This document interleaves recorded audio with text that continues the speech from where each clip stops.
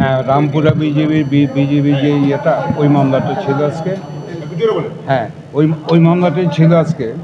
রামপুরার যে টিভি সেন্টারের যে ইয়েটা ছিল, এবং আরও অন্যান্য প্লেস অফ অকারেন্স ছিল, এবং 6টা প্লেস অফ অকারেন্স, এবং ওইটার উপরে যে এলিগেশনটা, তারা যে রাদওয়ান এবং রাফাত যিনি আসামি, এবং ওইটা হচ্ছে যে তারা অন ডিউটিতে ছিল, ওই ডিউটিতে থাকার সময়ই তাদের বিরুদ্ধে আজকে যে সেকশন 3(2) আইসিটি অ্যাক্টের এলিগেশনটা আসছে, এবং অ্যাকর্ডিংলি ফর্মাল চার্জ গঠন হয়েছে লাস্ট ওকেশনে।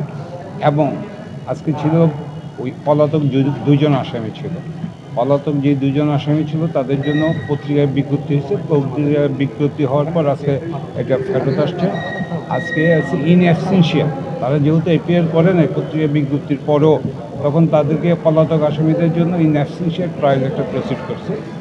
আর ওই যারা পলাতক ছিল তাদের জন্য স্টেট ডিফেন্স, কারণ রাষ্ট্রপক্ষের আইনজীবী নিয়োগের জন্য এখনও হয়নি, কিন্তু রাষ্ট্রপক্ষের আইনজীবী নিয়োগের বিষয়টা এটা আদেশ হবে, এবং পরবর্তী তারিখ রেখেছেন আপনার 4 তারিখ, যেটার ভিতরে যে আর 4 তারিখে ফ্রেমিং দ্য চার্জ, এবং অ্যানাদার পিটিশন যেটা ছিল, এটা হচ্ছে ভার্চুয়াল যে ট্রায়ালের জন্য একটা অ্যাপ্লিকেশন ছিল, সেখানে আমরা সময়ের একটা দরখাস্ত দিচ্ছি, এবং সেখানে ওনারা ওই 4 তারিখে এটা হিয়ারিংয়ের জন্য ফিক্স আপ করছে।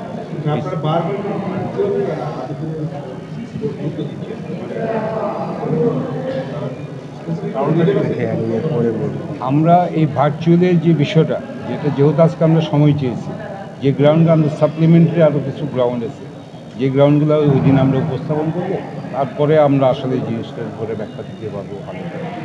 আজকে আদালত তো সম্মতি দেয়নি আপনাদের আবেদন? এটা তো টাইম দিয়েছে ফর ফার্দার হিয়ারিংটা হবে 4 তারিখ। গতকাল তো চেয়ারম্যান উনি মেসেজ আপনাদেরকে দিয়েছেন বিষয়টা, এই মেসেজটা কিন্তু অ্যাকচুয়ালি যখন প্রসিকিউশন থেকে মুভ করেন, প্রসিকিউটর তাজুল ইসলাম সব মুভ করার উত্তরটা দিয়েছে, কিন্তু আমরা সেখানে কোনো মুভ করিনি। জাস্ট যেহেতু টাইম অ্যালাউ করছেন, এখানে আমাদের কোনো বক্তব্য ছিল না। আমাদের বক্তব্য কোনো কিন্তু আদালত কোনো মন্তব্য করেনি, যেহেতু আমরা এখানে বক্তব্য প্রদান করিনি, যেহেতু এটা ফিক্সিং একটা ডেট ফর হিয়ারিং।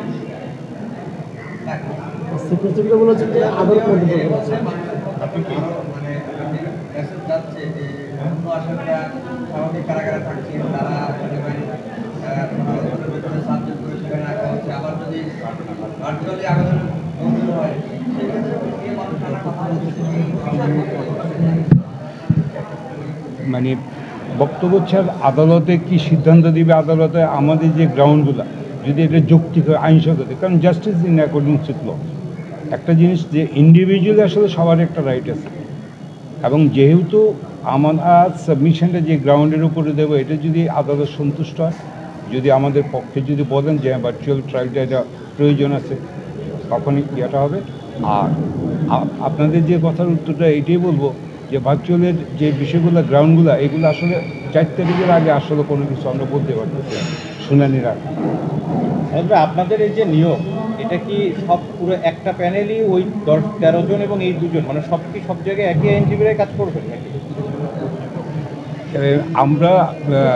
আমি হয়তো সবগুলোই করব, কিন্তু আমরা যেটা প্রত্যেকটা আসামিরই যে পার্সোনালি আসছে, আমরা সবাই জয়েন্টলি যাবে, সেখানে মূল যে পরিচালনাটা আমি করবো।